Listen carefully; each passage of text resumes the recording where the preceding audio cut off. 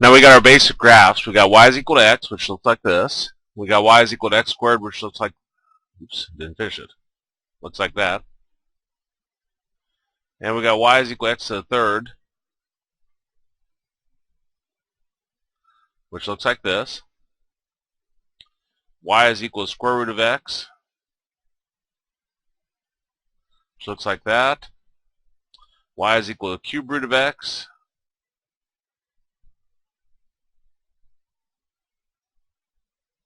which looks like this. And y is equal to the absolute value of x, which looks like this. Now, I'm going to do this by example. If you have y is equal to x squared plus 3. If your number's at the very end or very beginning, it's going to shift up or down, vertical shift. So this tells us the entire graph is going to shift up 3 units. Now, I tell my students going on to calculus they should have these 6 memorized.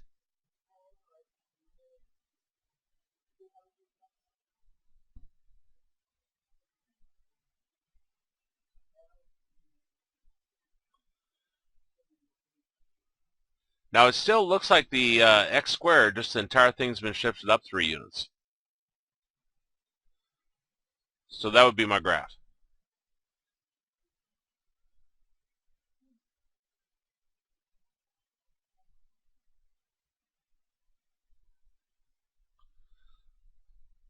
Now if you had a plus 3, that's up 3. But if you have a minus, that's going to be down. So that's going to be down 2. Now it still looks like our V-shaped graph, just the entire graph is shifted down 2 units. Like that.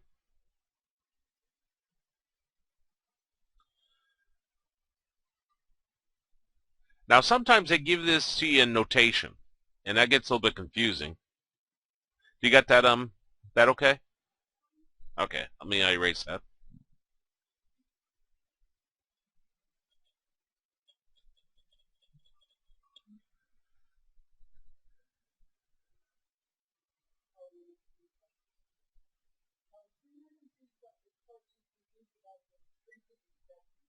Oh.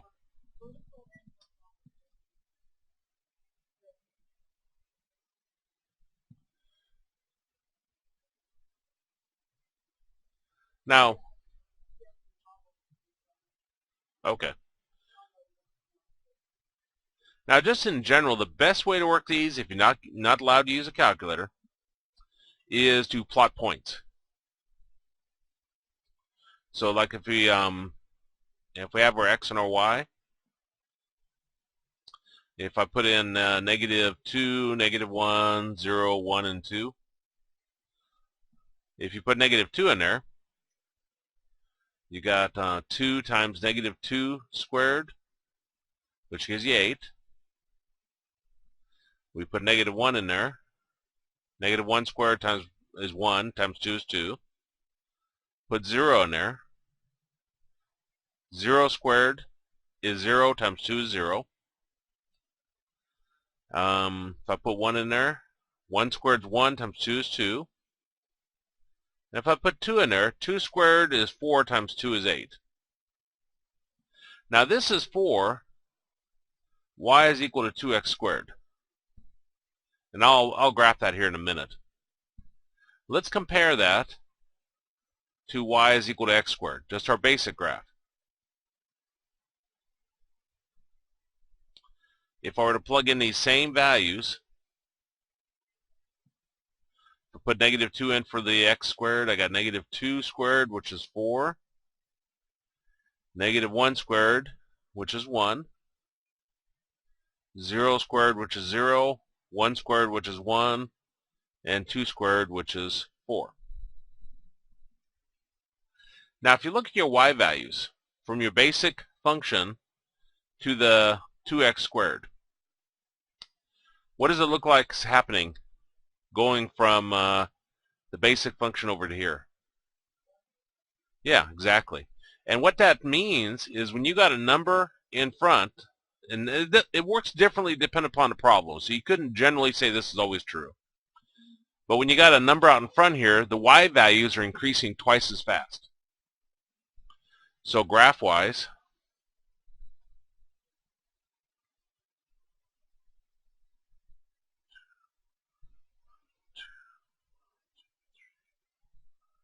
seven, 8, 2, 1, 2. So this one right here, negative 2, 8, be right there. Negative 1, 2 is right here. 0, 0 is right here. 1, 2 is right here. And 2, 8 is right here. Our graph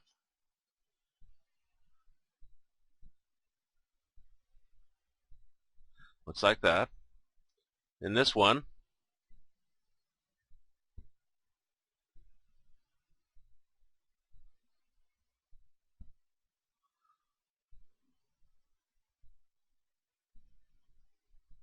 I didn't draw those real good. But this is shrinking in towards the y-axis because the y values are increasing twice as fast.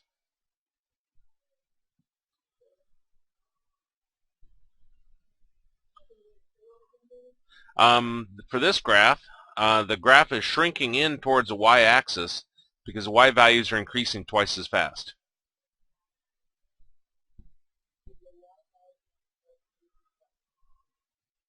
The y values are increasing twice as fast. Yeah. Like here when we went from 4 to 8, we multiplied it by 2. From 1 to 2, we multiplied it by 2. We're multiplying by 2 in all of these.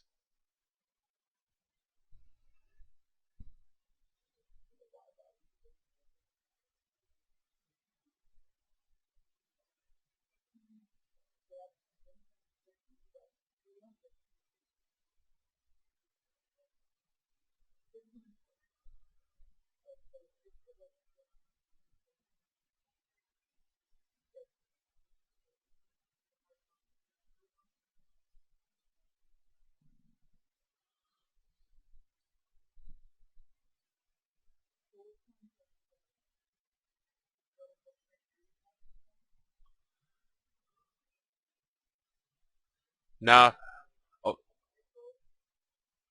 no, this is shrinking. In this case, I would it depends on how she put it. I would say it's shrinking in respect to the horizontal.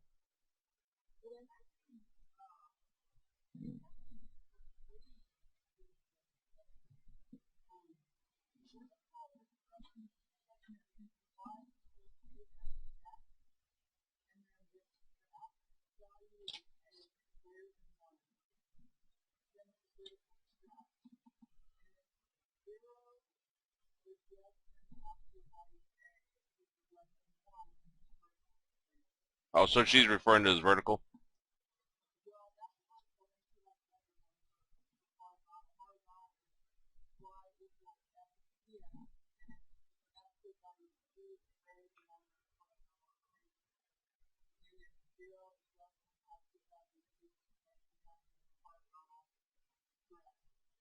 Oh, okay. So for the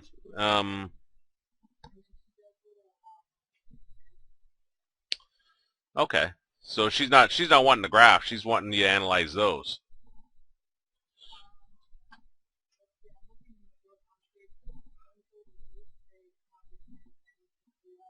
Right. I have it open.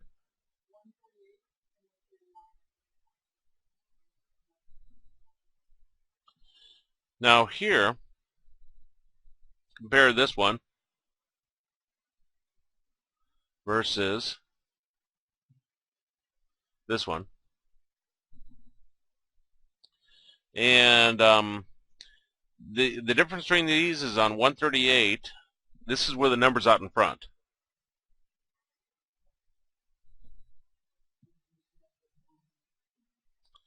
And on 139, This is when a number is inside with the x. So for this one, this is our vertical stretch and shrink, and specifically, a is 5, and the absolute value of a is greater than 1. So stretches. Oh no, that's on page 138. Yeah. So then the absolute value of a is greater than 1. So they tell us it stretches vertically.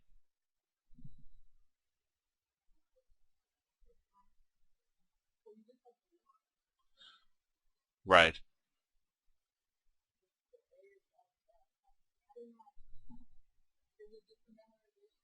Right.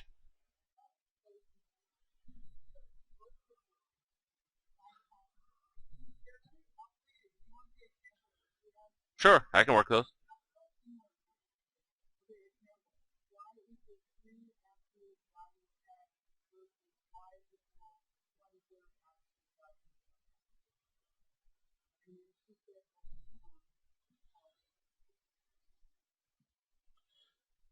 Now, here the numbers out in front.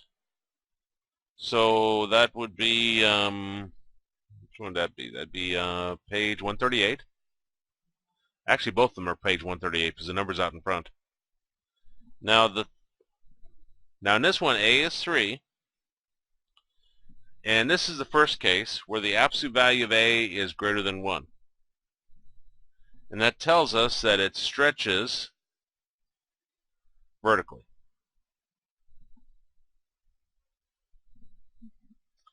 Now this one, a is 1/3, and that's the case where you got 0 is less than the absolute value of a is less than 1. And that shrinks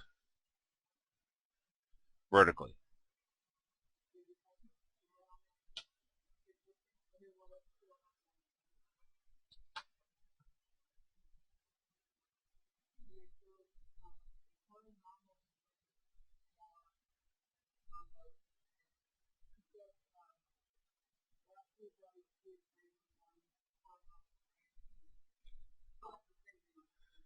Yeah.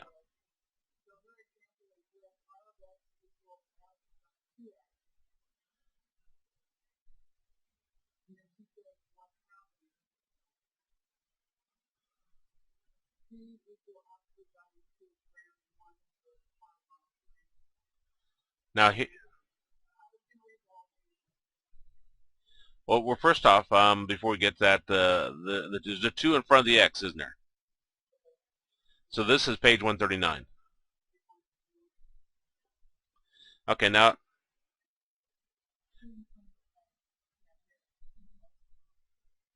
that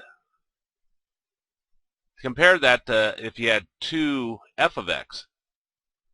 This would be where the number's out in front. So that would be page 138. So that's how you determine which type.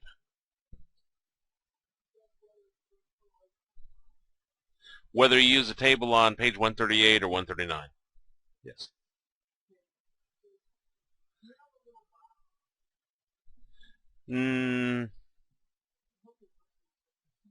Yeah, I have boxes on mine. Oh, the box, yes. Sorry.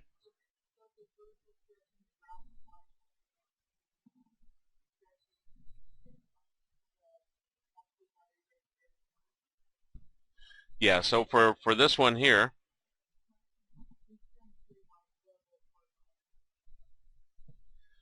on this one, since the number's inside with the x, then use the one on page 139. Yeah, so you may see it in either one here, and that's your guide.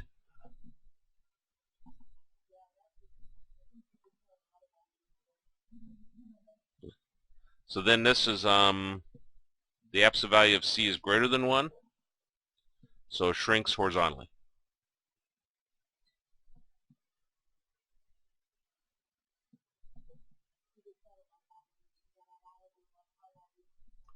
Oh,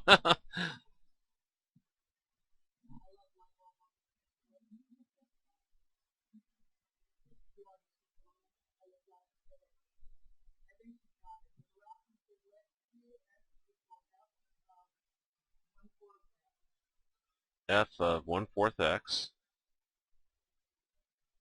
Now here, the number's inside with the x. So the number,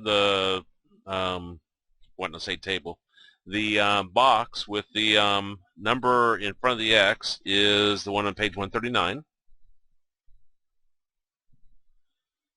So c is equal to 1/4, which is a case where 0 is less than the absolute value of c is less than 1, which stretches horizontally.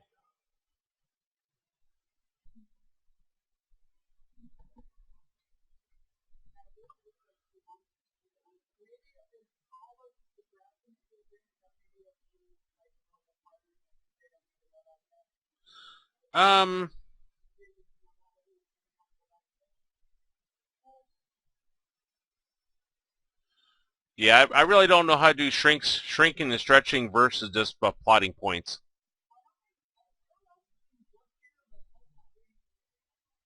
Yeah.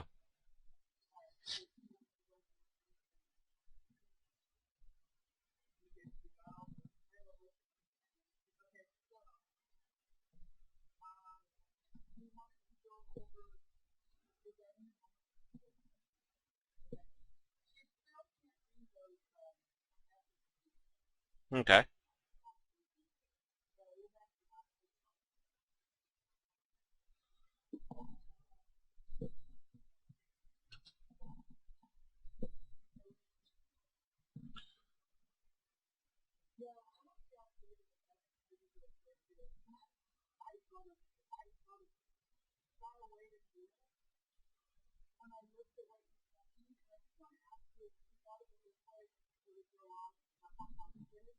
Okay.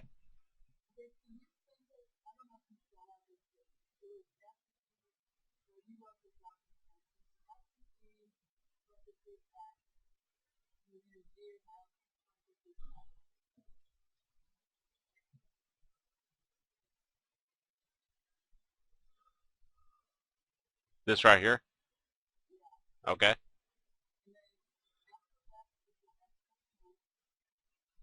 X plus 10.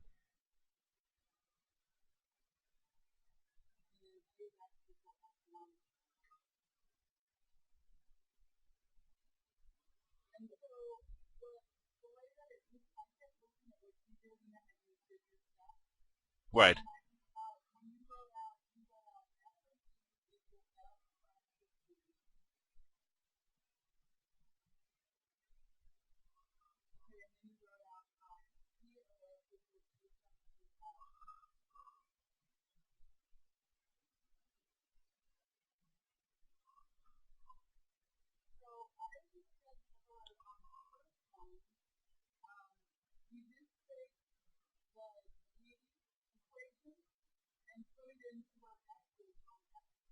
Correct.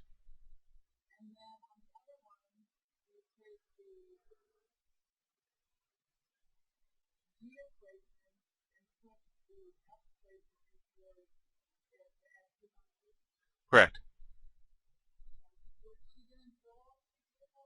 No, no, that's the same thing. No, that's all I did. Remember how I took? Yeah, you just.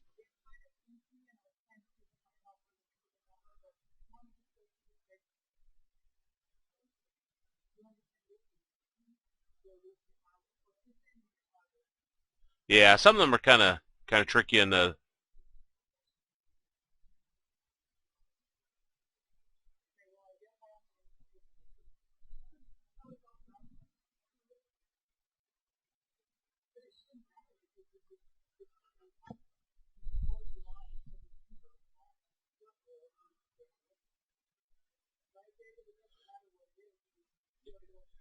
It doesn't.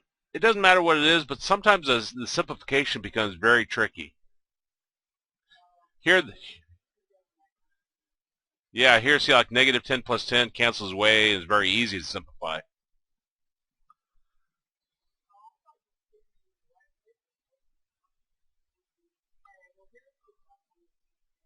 Okay.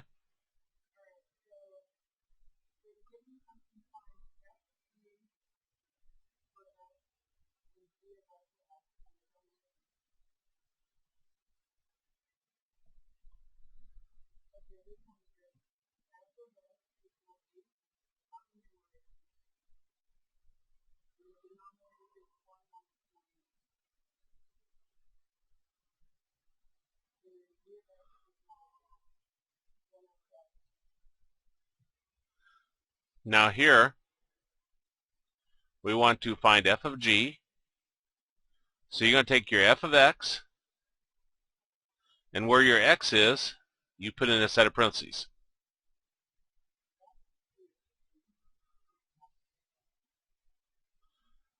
But then we're going to plug g inside this parentheses, but g is 1 over x.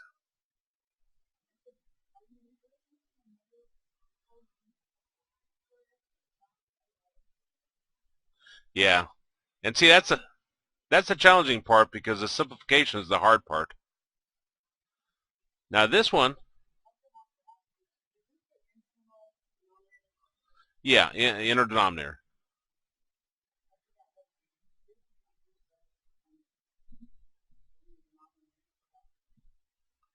Now this is a complex fraction, which is a fraction inside of a fraction. And how you simplify that is you multiply everything by the LCM of all your inner denominators. So we're going to multiply everything by x. So take x times 8, x times 1, minus x times 9 over x. And that gives us 8x over x minus 9. So those would cancel.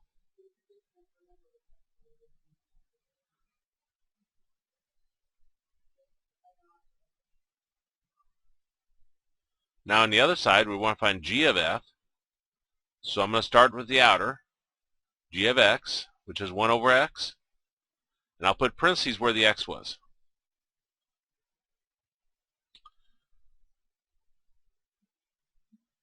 But we're going to plug f in there, and f is equal to this. So that's 8 over 1 minus 9x.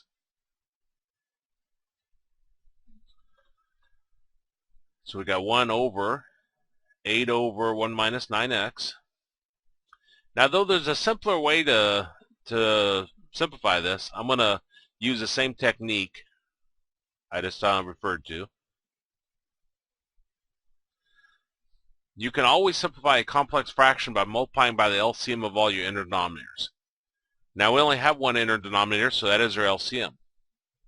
So we'll multiply the 1 by 1 minus 9x, and we'll multiply this fraction by 1 minus 9x.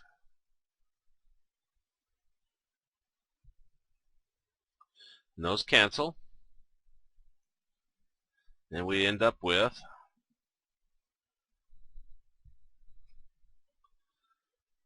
1 minus 9x over 8. Now I'm going to answer the last part here in a second, but does that make sense? Okay. I need to look up myself to see how to find a domain. I never have my students find a domain on these.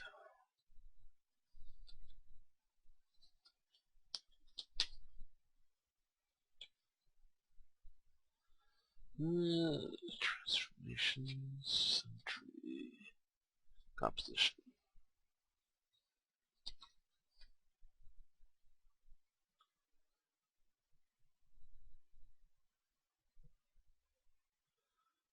Domain.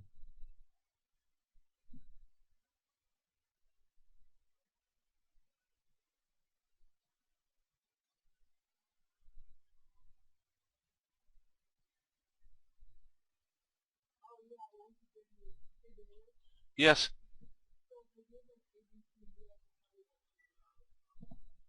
Actually, to be they'd be tricky enough that I wouldn't know which one just by reading them.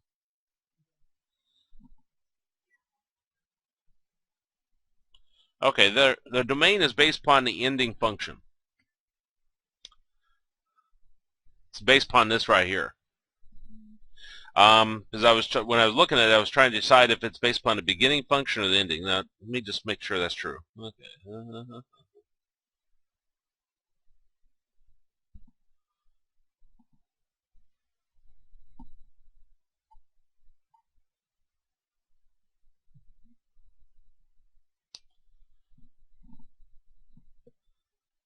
Okay, it looks like what they're asking domain of. Which means, for this one right here, this is a fraction, so we set our denominator equal to 0, then solve, and we get x equals 9. This is the value that causes that to be 0 for the denominator. So we'll go from negative infinity to 9, union 9 to positive infinity.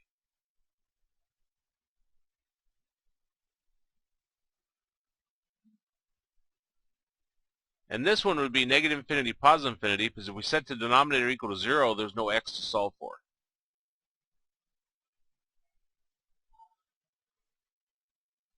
All real numbers, correct.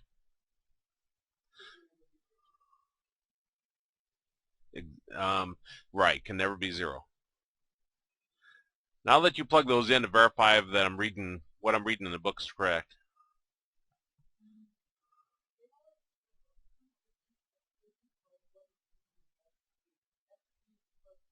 Correct.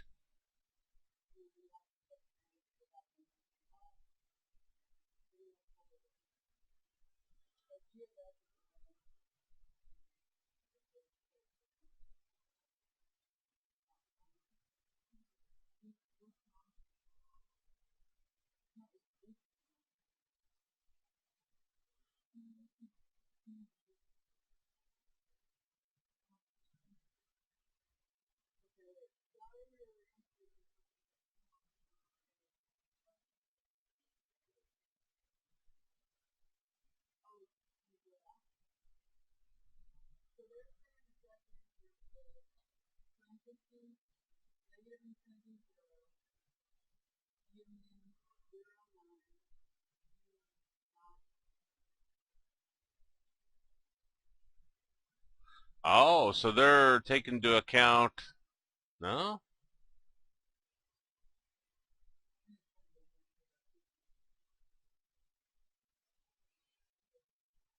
Oh, because they have to take into account this right here also.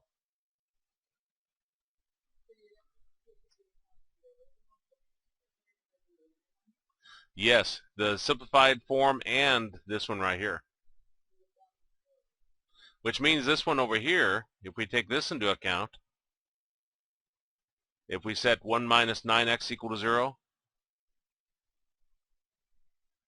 this would give us x equals 1/9. So this would be negative infinity to 1/9 union 1/9 to positive infinity.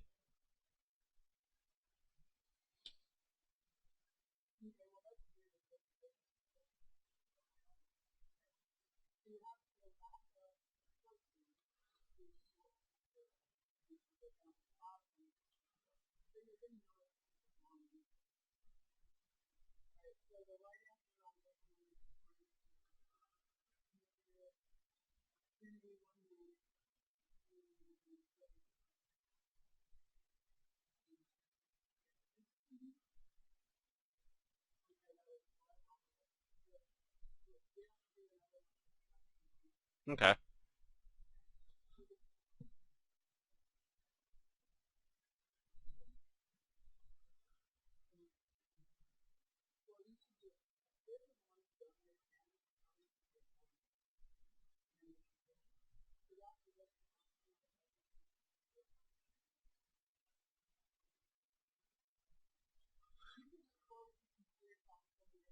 Oh, not very good at those. You can see the stuff I don't teach, I'm not great on.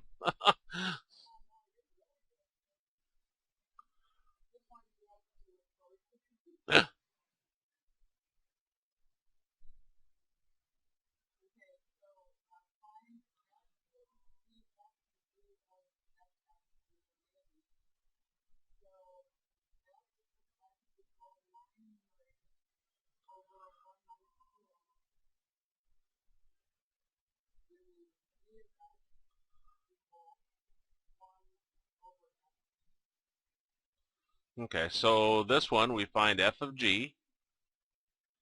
So we're going to start with the outer. So we're going to take g f of x and replace our x with parentheses. Now we're plugging g in, and g is 1 over x.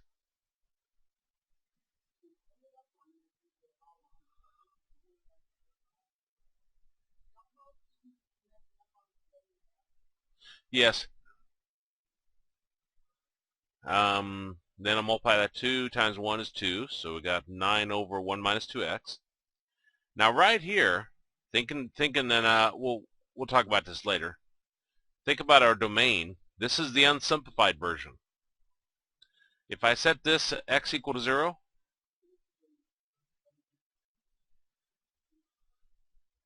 I actually don't need to solve it any further because x cannot equal to 0, because if I put 0 in for x, I'd have 0 in the denominator.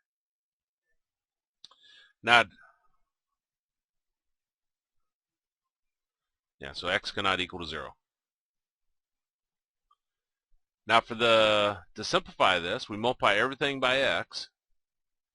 So I take x times 9 and x times 1 minus x times 2 over x, which gives us 9x over x minus 2. We have another domain case we have to consider.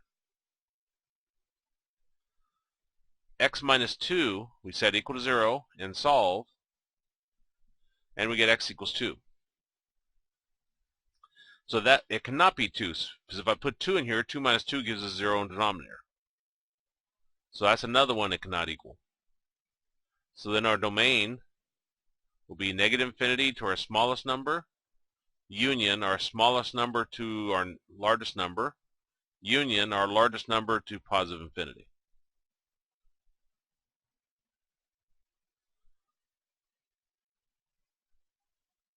Does that make sense in those? Okay.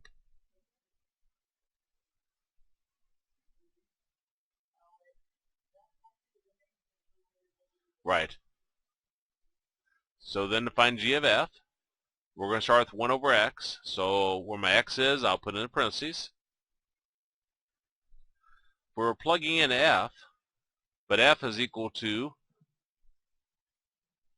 9 over 1 minus 2x. So we got 1 over 9 over 1 minus 2x. Now here again we have a domain situation.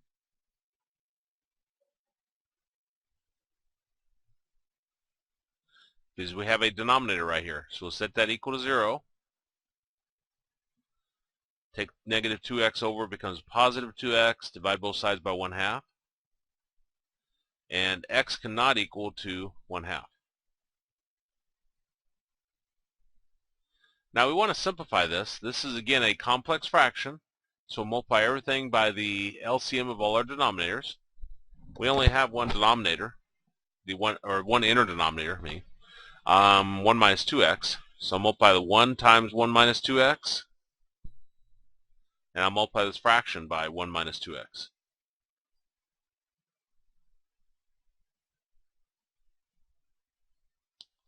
Now 1 times 1 minus 2x is 1 minus 2x. And here 1 minus 2x's cancel. And we end up with 9 down below.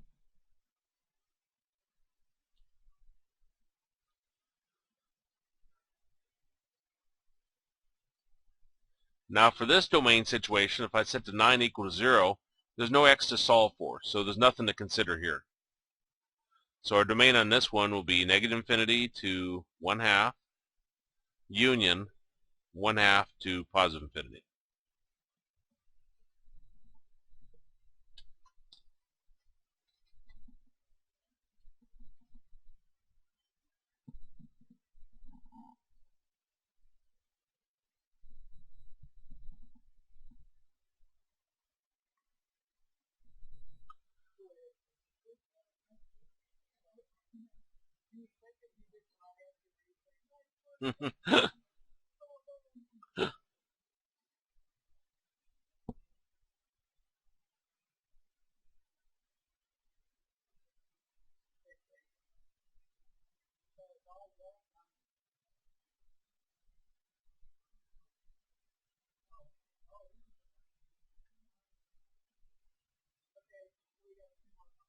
Okay.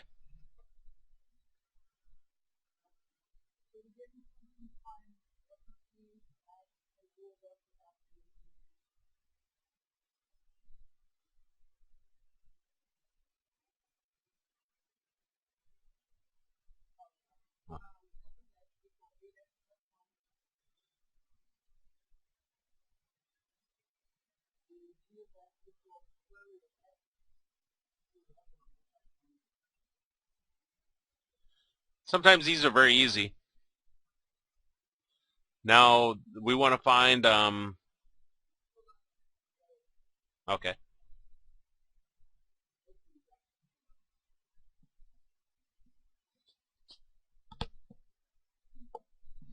Now we want to find f of g, so we're going to start with the outer. We start working with the f. So we're going to write down 8x plus 1, replacing our x with parentheses. Now whatever's inside the parentheses right here is what we're going to put in here, but g is equal to square root of x.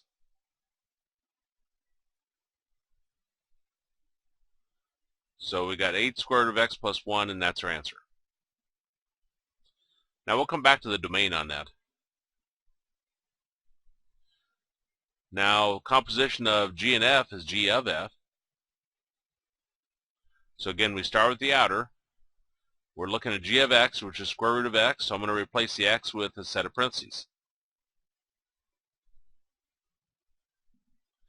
Now whatever's inside of parentheses here, which is f, which is 8x plus 1, is what we'll put in down here. So I'll put in 8x plus 1. And that gives us square root of 8x plus 1.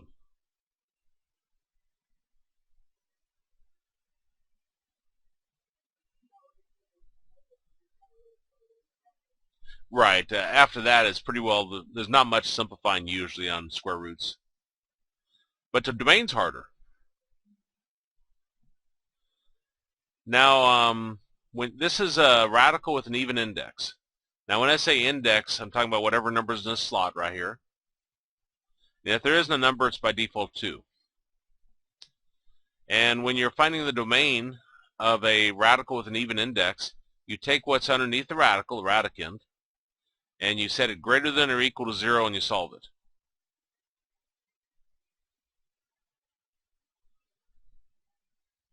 Now this one, after I set it greater than or equal to 0, it's actually solved. So this would be 0 to positive infinity. And I put a bracket on the 0 because there's a line underneath. That means it includes that number. And infinities always have parentheses. Now in this one, I'll take what's underneath my radical, the 8x plus 1, and set it greater than or equal to 0. Solve this, take the 1 over, becomes a negative 1, divide both sides by 8, and you get negative 1/8.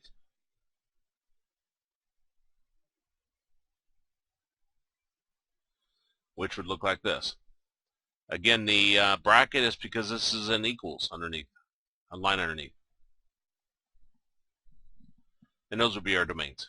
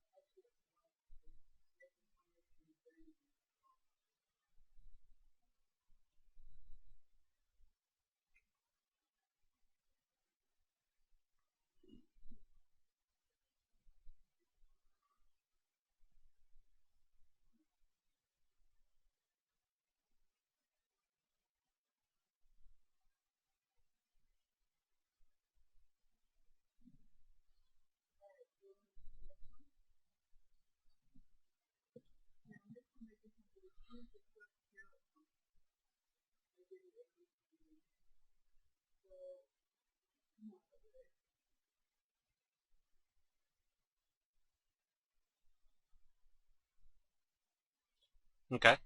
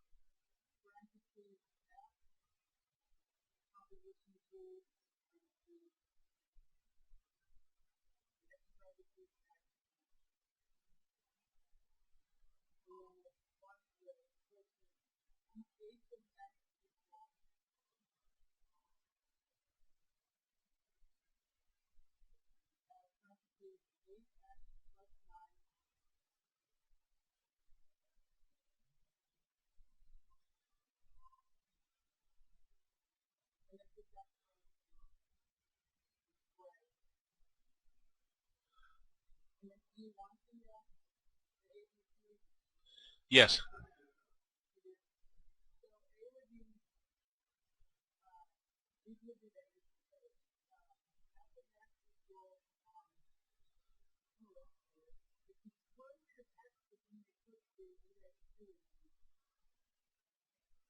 That's bizarre.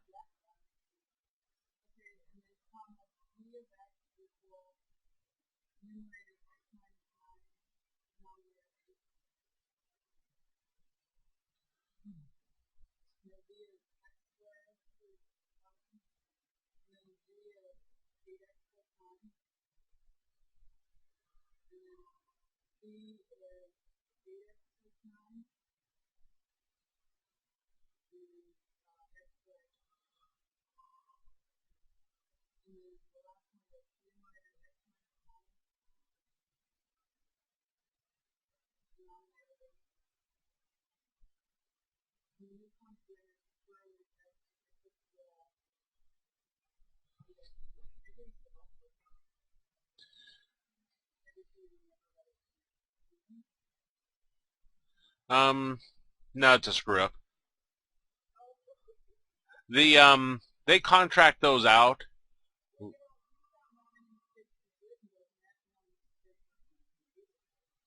Yeah. Yeah, it's see, the author doesn't really do that. They contract it out. I'm finishing up a course for Pearson now for business statistics where I'm doing some of that. No, I'm designing the questions and so forth. Somebody else is actually typing them in.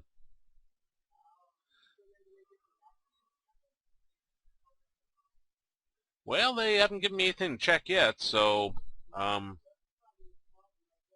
it could be. Or maybe in India they show the two, and if they're contracting out to somebody in India, they may be putting the two in.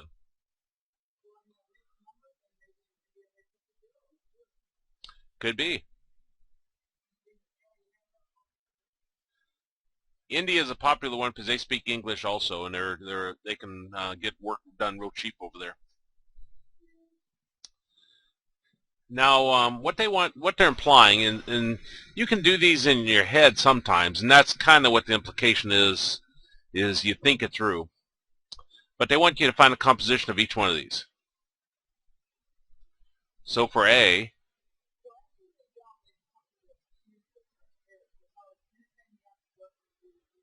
right, or you could do it mentally. Um, right. So like here, for A, if I want to find f of g, I'm going to take my f of x, which is the square root, and then I'll plug in g, which is x minus 9 over 8. Well, there's no way I could simplify this such that it would look like this. This is our goal. So I know it's not A. Now B. I want to find the composition of f and g. So I'm going to start with f of x, which is x squared. And I'll put parentheses where my x was. Then I'm going to put g in, which is 8x plus 9.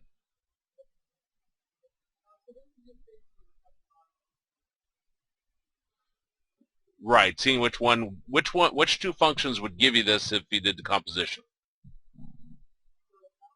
It's that one. So your answer is B.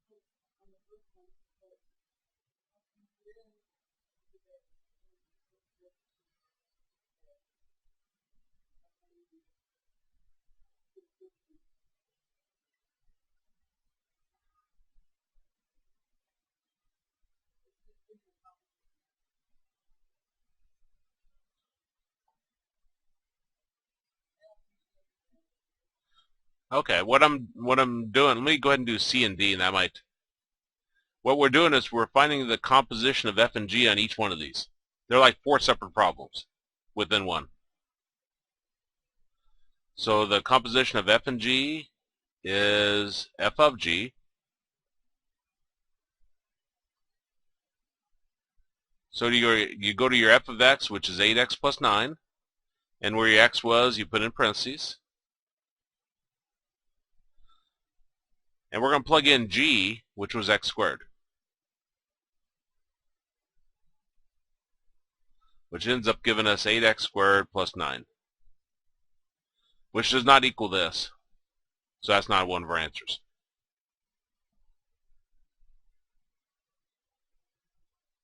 And D, we want to find the composition of f and g, or f of g. So go to our f of x, the outer one, and the f of x is x minus 9 over 8. So we'll put parentheses where the x was, and we're going to plug in whatever's inside the parentheses right here, which is g, which is the square root of x.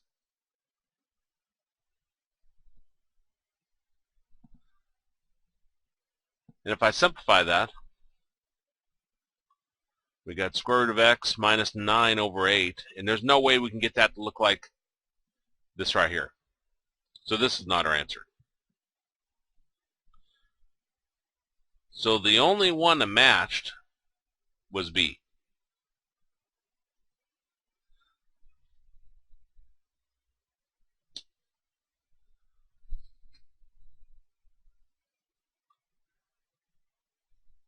Does that make sense?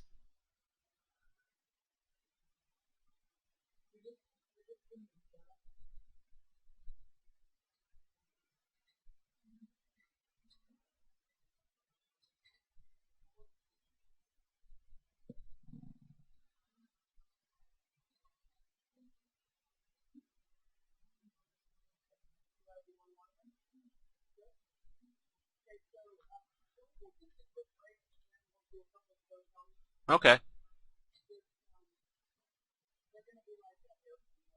Okay. Right.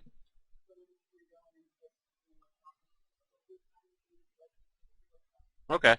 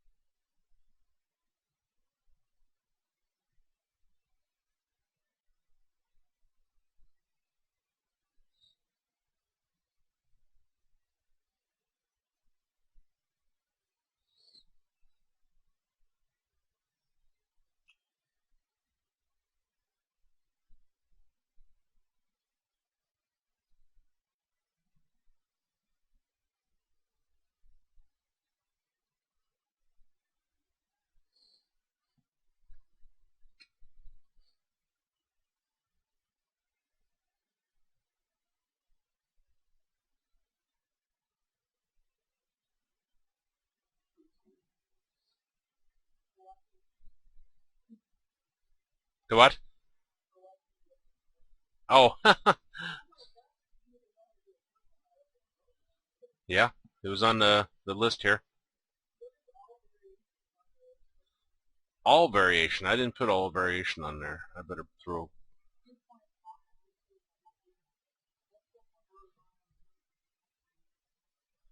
Combine variation.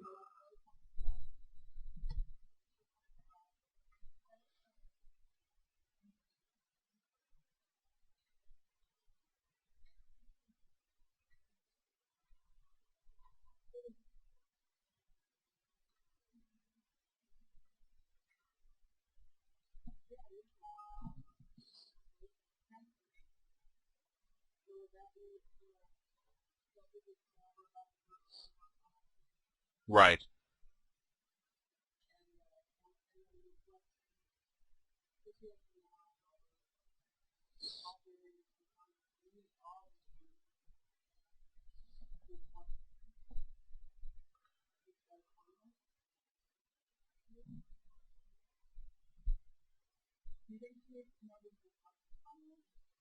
Um, uh,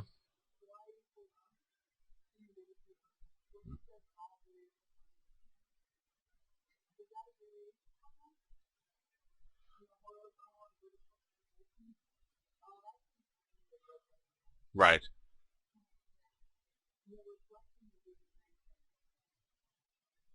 Right.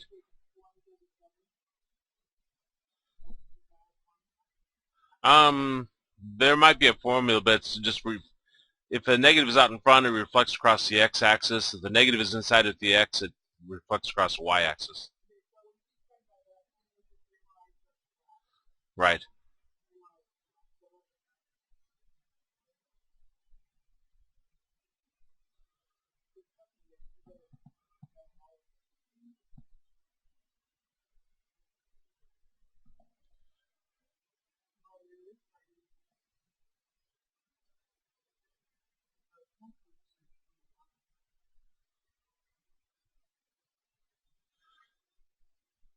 Now, whenever you're ready, just holler me.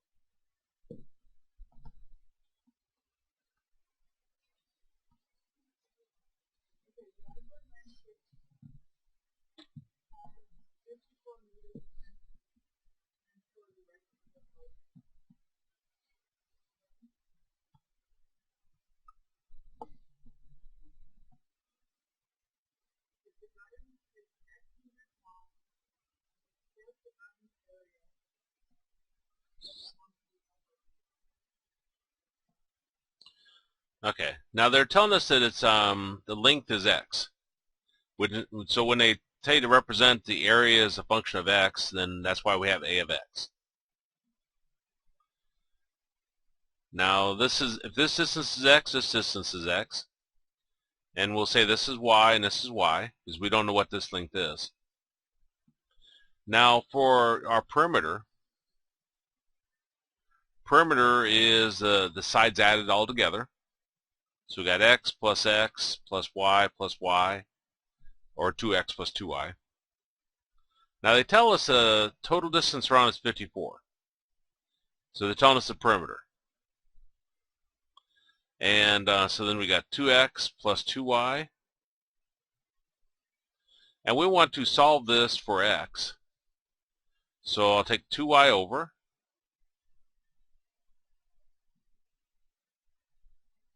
and then divide everything by 2.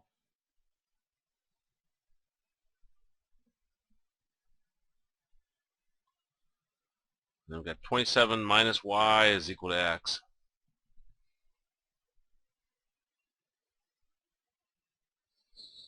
Let's say solve for x. I want to solve for y.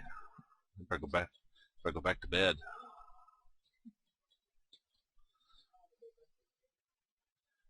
So take 2x over, and then divide by 2.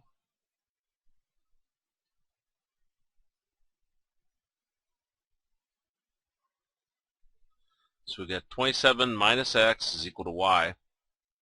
So our picture now becomes, we got x here, and this is 27 minus x, and this is 27 minus x, because that's what y is equal to.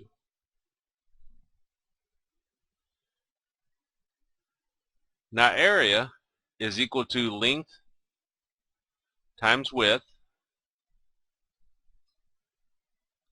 Length is x, and width is 27 minus x, which ends up giving us 27x minus x squared.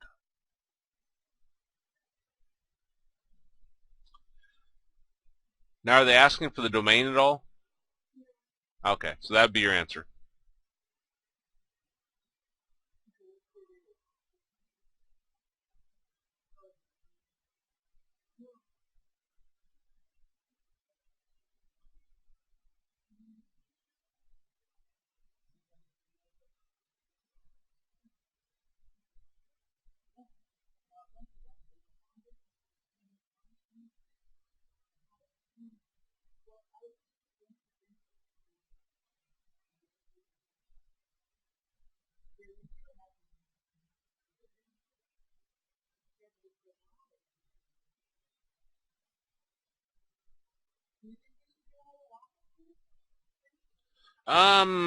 She didn't mention anything about rhombus. I think she'd want you to memorize the formula for rhombus, but that's up to you.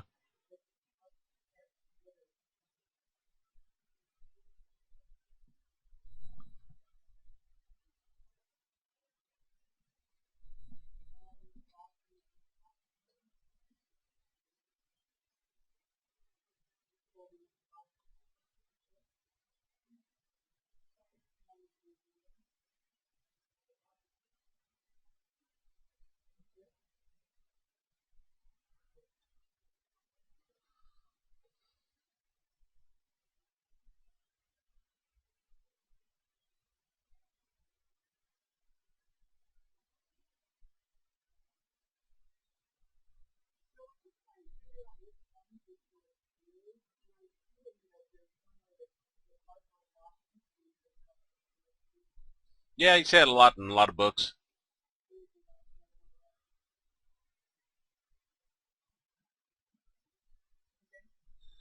Are you talking to me, or? Oh, yes.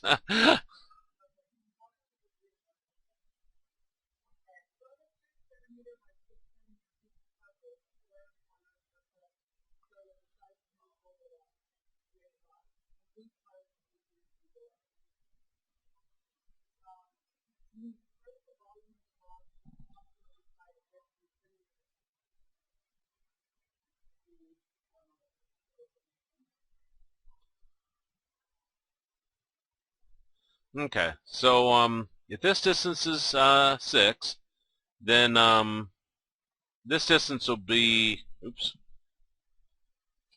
this distance is x, and this distance is x, because we don't know what those are. And if this,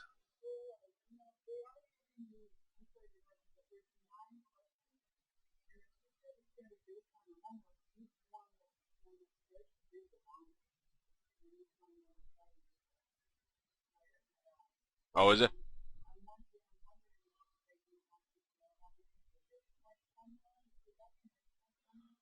No, it just where the midpoint came in was that it just divided it equally. So things are symmetric.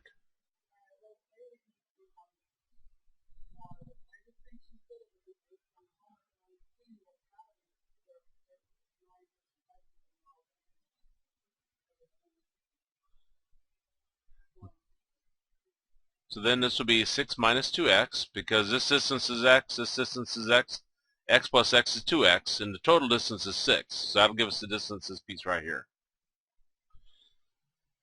And then the same holds true here.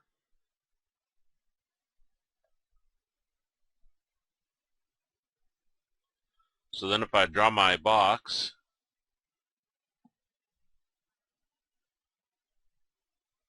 this distance here is 6 minus 2x. This distance here is 6 minus 2x, and this height is x. So for our volume, we have our length, which is 6 minus 2x, times our width, which is 6 minus 2x, times our height, which is x.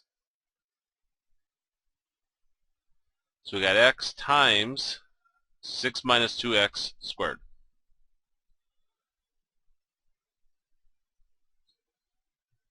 And I don't remember if they multiplied these out before or left it this way.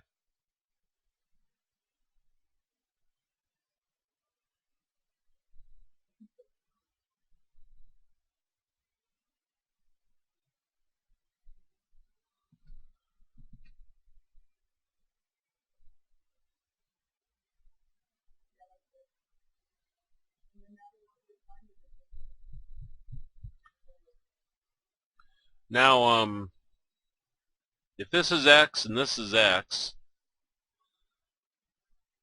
then this middle part here, if this is 6 minus 2x, well, this distance here can't be 0. So if we actually set it equal to 0 and solved it, we'd get x is equal to 3. So if I put 3 in there for the x, 2 times 3 is 6, we'd have 6 minus 6 is 0. So this is a value it cannot be. So our domain is going to be less than 3. Now you can't have this distance 0, because if there's this distance was 0, it wouldn't be any corners. So x is going to be greater than 0. So that'll be an interval notation from 0 to 3. And that's our domain.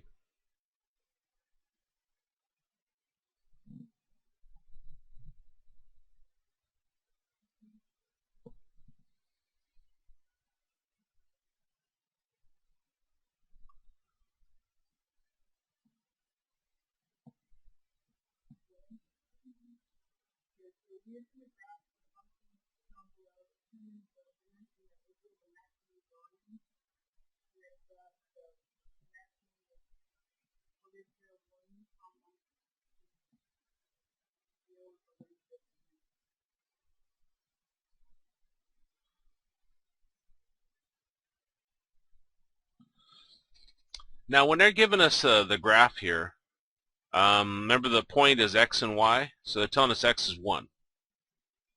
So they're basically telling us a max occurs at x is equal to 1. Now our length is 6 minus 2x, so if we plug 1 in, we got 6 minus 2 times 1, which is 4. Our width is 6 minus 2x, so 6 minus 2 times 1, which is 4. And our height is simply x, which would be 1. I don't know how they want you to write it in the answer, but 4 by 4 by 1. Length times width times height. Centimeters, or yeah, this is centimeters.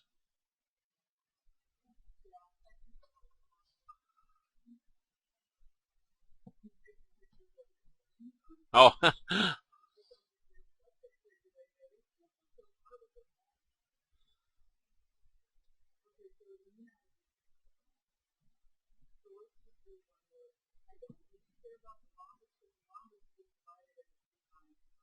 right.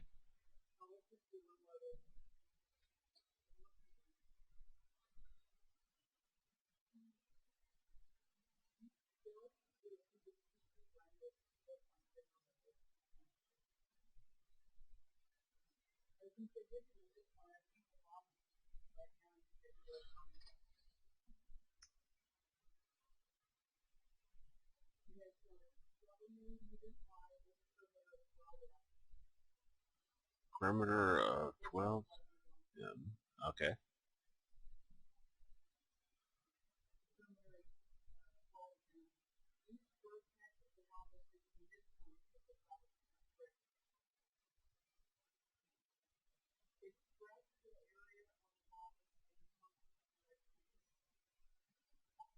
Okay, so we want to put it in terms of W, because they say express it in terms of the width.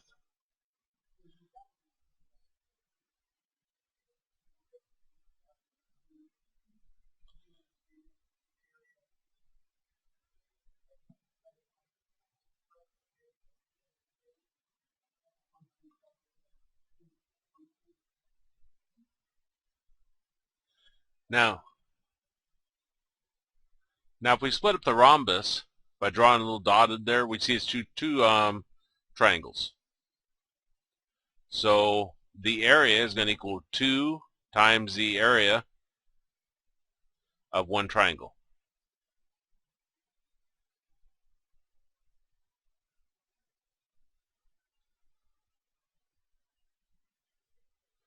And the area of one triangle is 1/2 times the base times the height.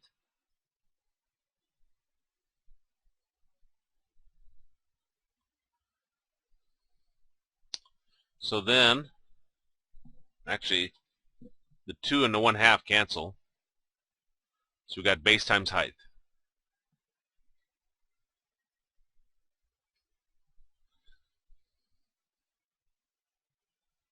Now our base, I'm going to do that in red. Base is all the way across,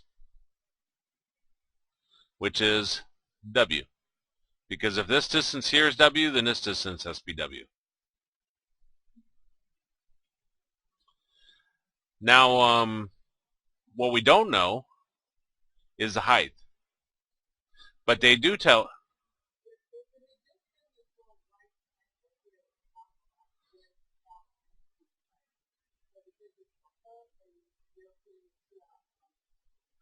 Correct, because we have two triangles.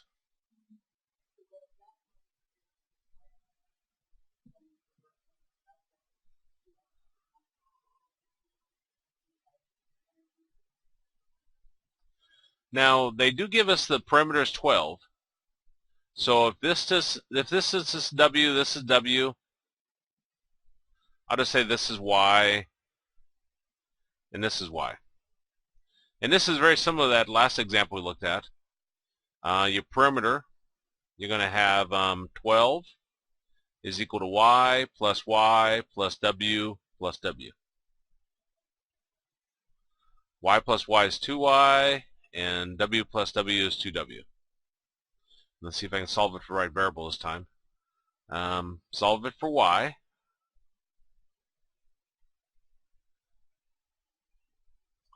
Divide everything by 2.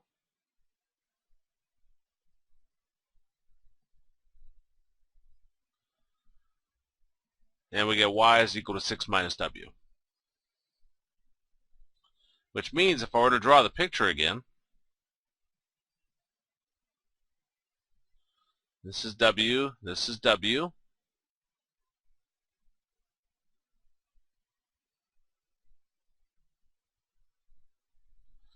This total distance here is 6 minus W. And we're trying to find the height. And this is the midpoint, which means this distance is the same as this distance. And if the total distance is 6 minus W, then half of this distance will be half of 6 minus W. Does that make sense? Okay. Which means that this height is 1/2 times 6 minus W.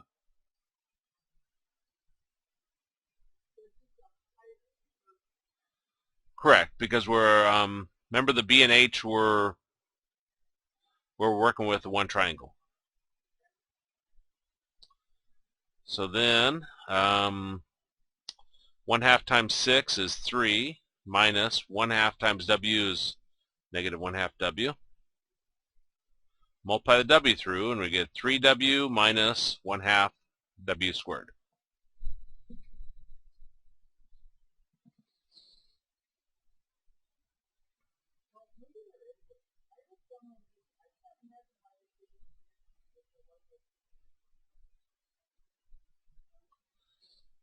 Yeah.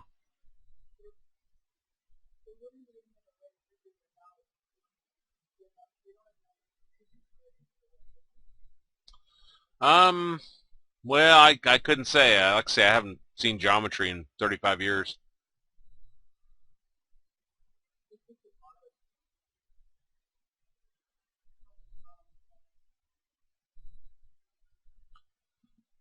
But this is your answer. You have your A of W, of course, in front.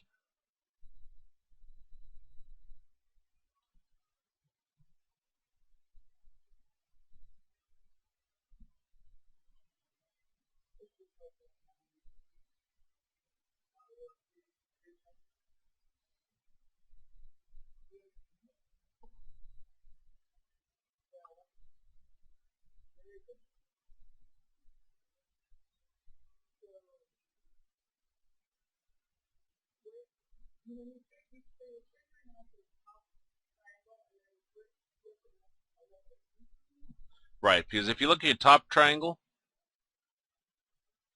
if you look at this right here, that would be the same area as the bottom triangle.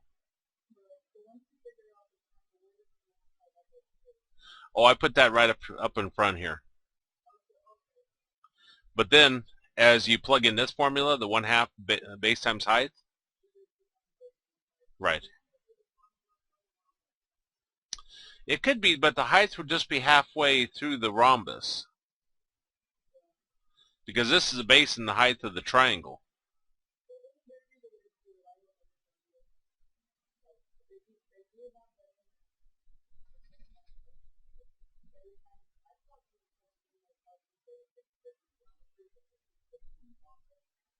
No, it almost always it'll never give you a different question. What it'll do is change numbers.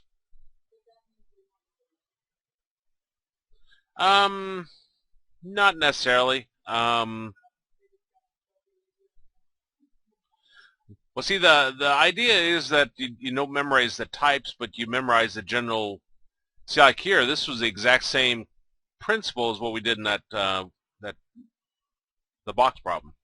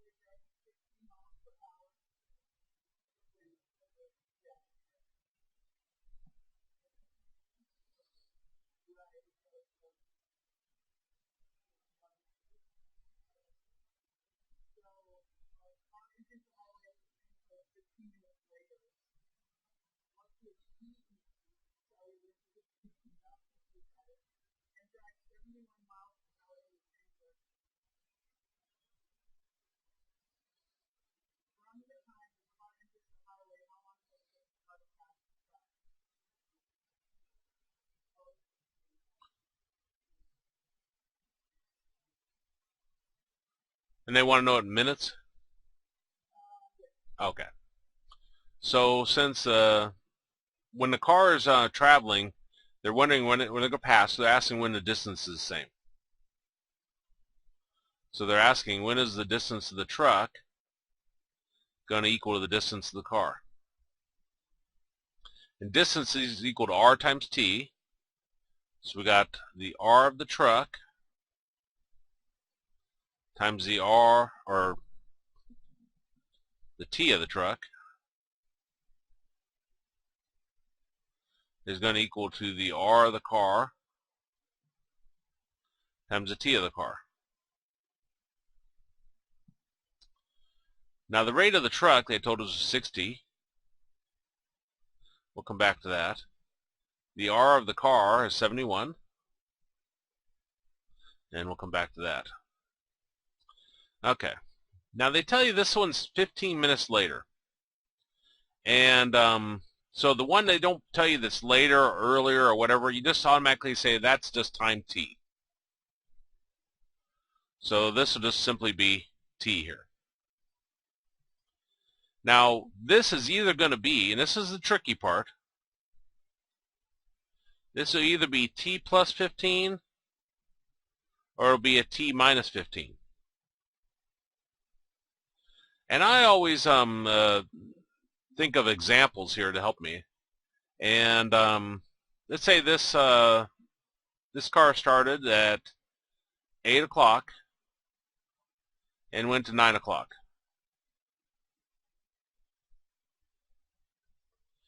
Well, how long has that been going time-wise? T is equal to 60 minutes, right? Now, if this one has been going 15 minutes later, that means they started at 8:15.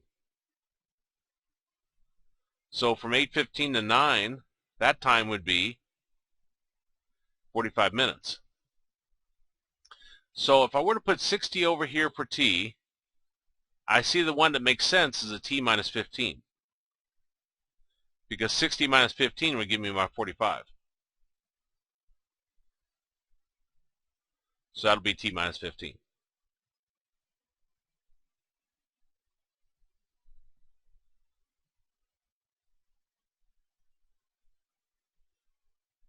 Does that make sense on the setup?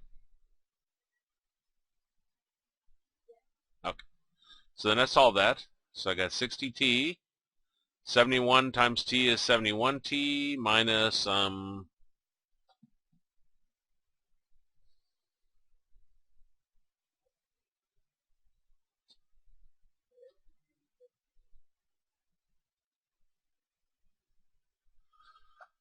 1065.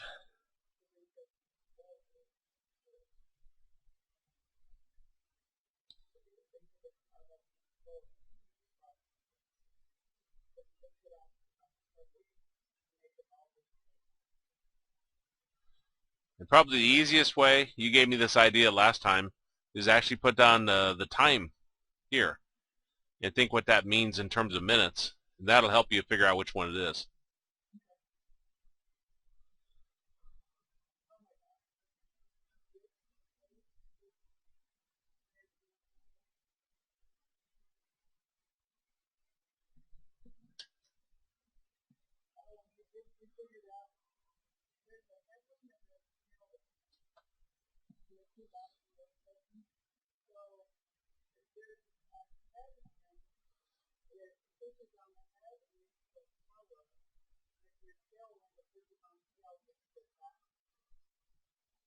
Okay.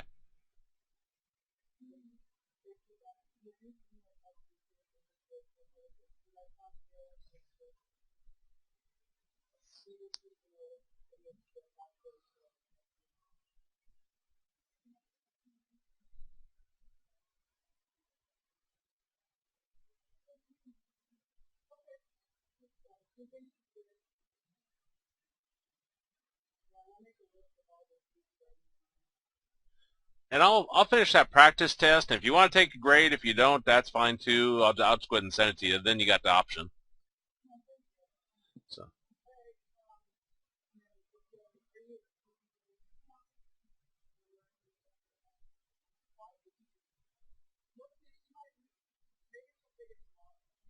Okay. Well, actually, the answers will be at the bottom, so she can then look to see if she got them right. So, hey, you're welcome.